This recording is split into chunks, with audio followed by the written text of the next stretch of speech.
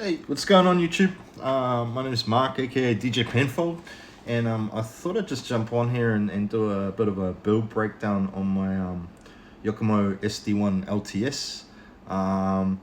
Chatting to Mad Mike in his comments on one of his videos, and he was asking me, how I've set a roll chassis up. So I just wanted to do this. A few people have asked like how I've tuned this thing. So I bought this chassis over in Japan last year. Had the privilege of going to Yatabe Arena, or Scuba RC Drift Arena as they call it now, which is like the Yokomo base, if you like. They've got heaps of tracks there. It's a cool spot. If you ever get the chance, check it out. They've got a mean pro shop there. So I bought the kit and Yokomo electronics. So I've got the SBO3 V2 servo, the V4 gyro, DX1R motor, and a BL Pro 4 Drift ESC. I'm running a Accuvance Chevalier Master cap on the ESC and no other capacitors. Just find they make the car too dull. Anyway, so let's check out like the difference between like the LTS version of the SD1 and the normal one. Unfortunately, I haven't got a normal one here to show you, but I can point out the differences. Let's take a look.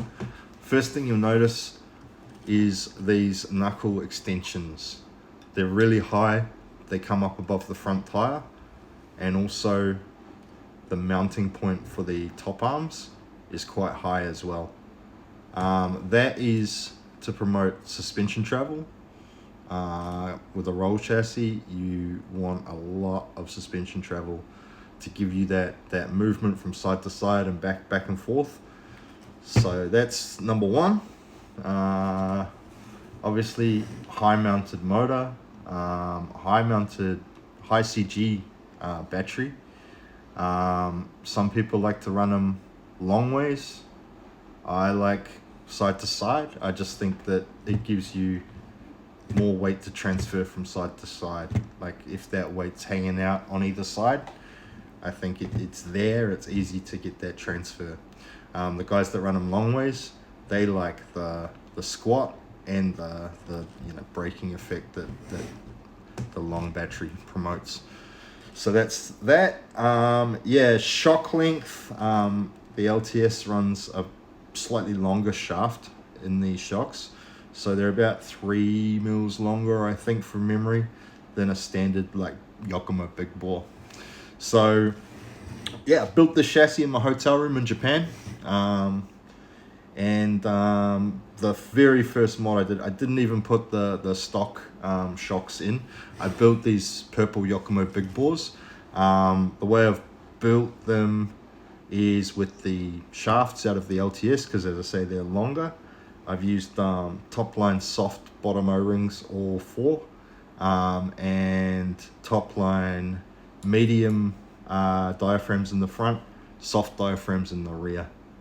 With the springs, out of the box, they come with a 7.5 45 mil, I think it is, on the front, and a 10.5 48 mil on the rear. I've completely changed that. I actually run usually at MRC here in Melbourne, and that's a painted concrete surface, so very slippy, not a lot of grip. So I wanted to make the suspension setup softer. So I've taken a 9.5 that would normally go on the rear, and that's like an aftermarket option for these chassis. You can get a 48 mil 9.5. I've put those on the front, so the front is very, very soft, and it's longer as well, which allows me to not have to run as much preload on the front to get that front standing up nice. And on the rear, we got a 11.5 wrap up next spring, which is a 45 mil spring. So I've got a 6 mil Rev D retainer on the bottom. You can see that there's not a lot of space between those coils, but it is working. The suspension on the rear works well. The other thing that I've done on the rear suspension here I've used the 45s off the steering turnbuckle option that you get on a YD2 on the bottom of the shock, and that's to get the shock standing upright. Allows me to get it across a hole on the top, and basically the theory is the closer in your shocks are to the center of the car, the more side to side roll you'll be able to get out of it. So yeah, that's that. Now you'll notice that the motor on mine, if you've got a SD1 or a SD1 LTS, the motor faces the opposite direction on my car. Now that's because I've changed out the transmission and I've used a Yokomo SD1.0 4-gear transmission. The theory behind that is that you get slightly more squat like that in the rear on acceleration, and it's also smoother, I find. With the weight distribution, what I've done is I've put about 100 grams under the battery. I've also put 20 grams back here under the magnetic body mounts, which I've put about 40 grams, I think, maybe 50 grams in the front here. And that's basically just to, like, in the front, it's basically just to get that, like, because I've got the longer springs, and, you know, it's wanting to sit up a little bit higher. So I've weighted them so that they'll actually sit on with a little bit of droop, with the body on. So there. I've used some unsprung weight in the rear on these rear arms. With these, I mean, you want to keep that weight up high because of the way that they, you know, work the suspension. Like with the weight, you know, you're pushing the weight around over the suspension.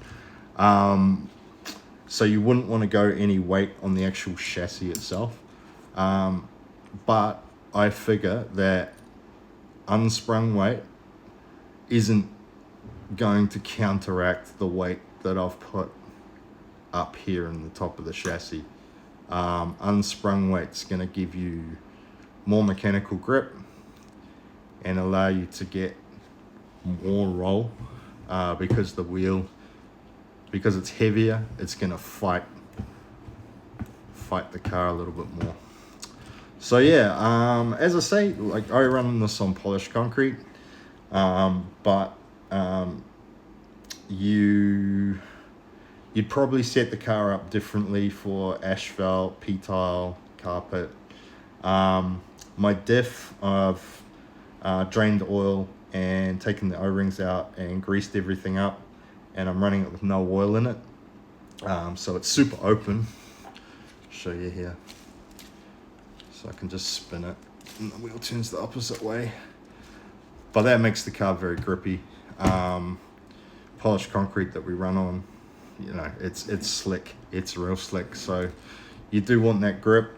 When I run on rough concrete or carpet, I've actually got another diff with oil in it that I'll chuck in, and yeah, right, that's basically the only difference. I may look at running slightly harder rear springs and put the 7.5s back in the front for those sort of surfaces, but we'll see when the time comes.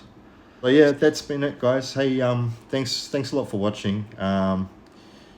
First video, so you know, I know it's not the best work, but I thought I'd just give you guys a breakdown. Feel free to leave us a like, comment down below if you've you know, got any questions, or you want to, you know, tell me a bit more about what you've done, give me some tips, some pointers, anything. And yeah, subscribe if you want. Thanks, guys. That's it from me. Catch you in the next video. Peace out.